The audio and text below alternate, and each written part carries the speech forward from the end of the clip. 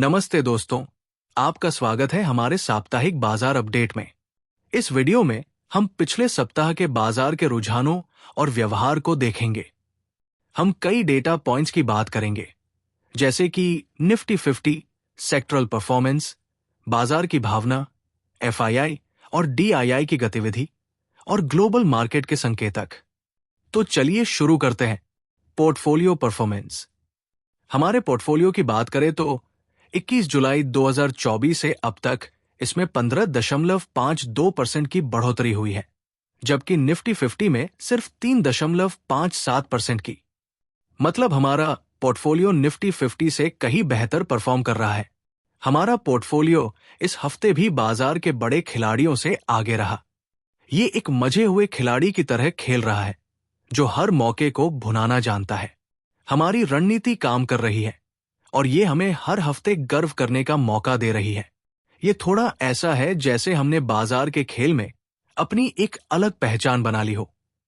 बाजार का कुल प्रदर्शन। पिछले सप्ताह निफ्टी 50 में 0.69% की गिरावट देखी गई और यह 25,461.00 पर बंद हुआ। निफ्टी 500 में भी 0.24% की कमी आई और ये 23,562.45 पर रहा। निफ्टी स्मॉल कैप 100 में 0.30% की बढ़ोतरी हुई। निफ्टी नेक्स्ट 50 में 0.15% की छोटी सी कमी देखी गई। बाकी का डेटा आप स्क्रीन पर देख सकते हैं। पिछला हफ्ता बाजार के लिए थोड़ा रोलर कोस्टर जैसा रहा। बड़े स्टॉक्स में निवेशक थोड़े सतर्क दिखे, लेकिन छोटी और मझोली कंपनियों में कुछ जोश देखने को मिला। ऐसा लगा जैसे बाजार में दो तरह के लोग थे, एक जो बड़े नामों से दूर रहे और दूसरे जो छिपे हुए मौकों को ढूंढ रहे थे। ये थोड़ा ऐसा है जैसे बाजार में हर कोई अपनी अपनी गोटियां चल रहा हो। एडवांस डिक्लाइन रेशियो को देखें तो 30 जून से 4 जुलाई तक कुछ दिन पॉजिटिव रहे और कुछ नेगेटिव। मिसाल के तौर पर 30 जून को 1567 स्टॉक्स में बढ़ोतरी हुई और 1106 में गिरावट, जो एक अच्छा संकेत है। लेकिन 2 जुलाई को 1052 स्टॉक्स बढ़े और 1597 गिरे, जो थोड़ा चिंता का विषय है। कुल मिलाकर बाजार में मिक्स ट्रेंड दिखा। Sectoral performance. सेक्टर्स की बात करें तो कुछ ने अच्छा प्रदर्शन किया और कुछ पीछे रहे।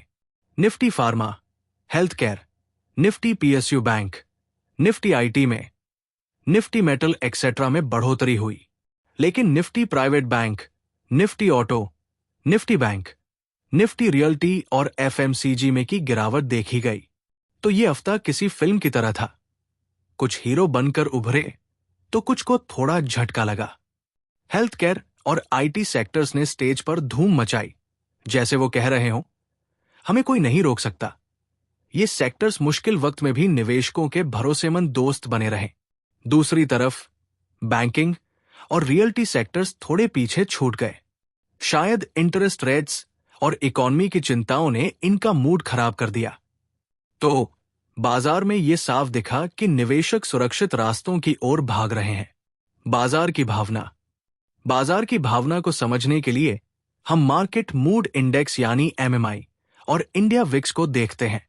एमएमआई पिछले सप्ताह एक्सट्रीम ग्रीड यानी 70.33 से ग्रीड यानी 64.05 पर आ गया। मतलब बाजार का मूड पिछले हफ्ते थोड़ा ठंडा हुआ। पहले तो निवेशक लालच में सब कुछ खरीद रहे थे, लेकिन अब वे थोड़ा सोच समझकर कदम उठा रहे हैं। अस्थिरता भी कम हुई, मतलब बाजार में डर का माहौल थोड़ा शांत हो गया। ये थोड़ा ऐसा है जैसे तूफान से पहले की शांति। क्या ये स्थिरता लंबे वक्त तक रहेगी या कुछ बड़ा होने वाला है? ये तो आने वाला वक्त बताएगा। इंडिया विक्स, जो बाजार की अस्थिरता को मापता है, 12.3150 पर है और पिछले सप्ताह से 0.59% कम हुआ। इससे लगता है कि बाजार में वॉलेटिलिटी कम हो रही है, जो एक पॉजिटिव साइन है। पीसीआर यानी पुट कॉल रेशियो को देखें तो 10 जुलाई की वीकली एक्सपायरी में ये 0.73 से 0.76 तक गया और निफ्टी 50 25,405 से 25,461 पर पहुंचा। वहीं 31 जुलाई की मंथली एक्सपायरी में पीसीआर 1.25 से घटकर 1.18 हो गया और निफ्टी 50 25,517 से 25,405 पर आया। इससे थोड़ा बेरिश सेंटिमेंट का अंदाजा लगता है। एफआईआई और डीआईआई की गतिविधि। एफआईआई और डीआईआई के बीच पिछले हफ्ते एक जबरदस्त टक्कर देखने को मिली। पिछले सप्ताह आईज हर दिन नेट सेलर्स रहे, विदेशी निवेशक शेयर बेचते रहे। मिसाल के लिए 1 जुलाई को उन्होंने 1970.14 करोड़ रुपए की सेलिंग की। जैसे वो कह रहे हो, हमें अब ये खेल पसंद नहीं। वही डीआईआईज ज्यादातर दिन नेट बायर्स रहे, सिवाय 4 जुलाई के, जब उन्होंने 1028.84 करोड़ रुपए की सेलिंग की। घरेलू निवेशकों ने हिम्मत नहीं हारी और बाजार को थामने की पूरी कोशिश की। इस टक्कर का असर बाजार की आगे की दिशा पर पड़ सकता है। ग्लोबल मार्केट संकेतक। ग्लोबल मार्केट की बात करें तो ब्रेंट क्रूड ऑयल की कीमत 67.905 पर है, जो पिछले सप्ताह से 2.55% कम है। मतलब तेल की कीमतों में गिरावट आई। यूएस डॉलर इंडेक्स यानी DXY 96.985 पर है, जो 0.28% नीचे है। लेकिन यूएसडी आईएनआर 85.4490 पर है, जो 0.021% ऊपर गया। इससे पता चलता है कि डॉलर इंडेक्स में कमजोरी आई, लेकिन रुपए के खिलाफ डॉलर थोड़ा मजबूत हुआ। ऐसा लगता है जैसे ग्लोबल बाजार में भी एक अनिश्चितता की हवा चल रही है और हर कोई अपने अगले कदम को लेकर सोच में डूबा है। Bond yields. India government bonds की 10 साल की यील्ड पिछले सप्ताह से 0.33% कम हुई। ये एक डाउनवर्ड ट्रेंड दिखाता है। यूएस गवर्नमेंट बॉन्ड्स की 10 साल की यील्ड 0.002% नीचे है। ये भी स्थिर से थोड़ी कमजोरी की स्थिति दिखाती है। बॉन्ड मार्केट में भी कुछ नरमी दिखी। ये संकेत दे रहा है कि निवेशक भविष्य में इंटरेस्ट रेट्स के कम होने की उम्मीद कर रहे हैं। अगर ऐसा हुआ तो शेयर बाजार के लिए ये एक अच्छी खबर हो सकती है, क्योंकि सस्ता कर्ज हमेशा स्टॉक्स को ऊपर ले जाता है। ये थोड़ा ऐसा है जैसे बाजार को एक नई ऊर्जा मिलने की तैयारी हो रही हो। निफ्टी 50 में टॉप गेनर्स और लूजर्स।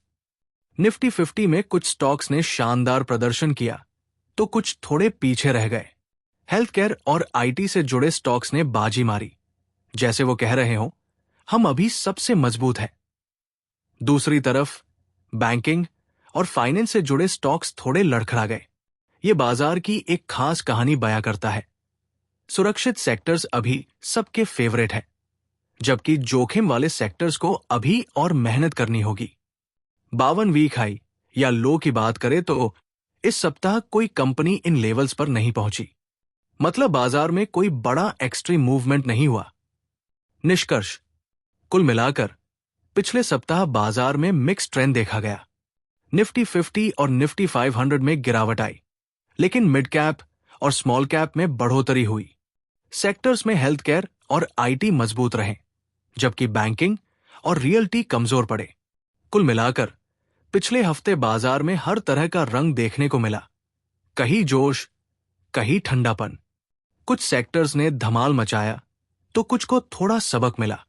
निवेशकों का मूड थोड़ा संभल गया और ग्लोबल संकेतों ने भी मिक्स्ड वाइब्स दिए। बाजार में निवेश एक जुआ नहीं, बल्कि समझदारी का खेल है, तो हमेशा सोच समझकर कदम उठाएं। अगर आपको ये अपडेट पसंद आया तो कमेंट में बताएं। अगले हफ्ते फिर मिलेंगे। तब तक हमारे चैनल को सब्सक्राइब करें और बेल आइकन दबाना न भूलें। धन्यवाद।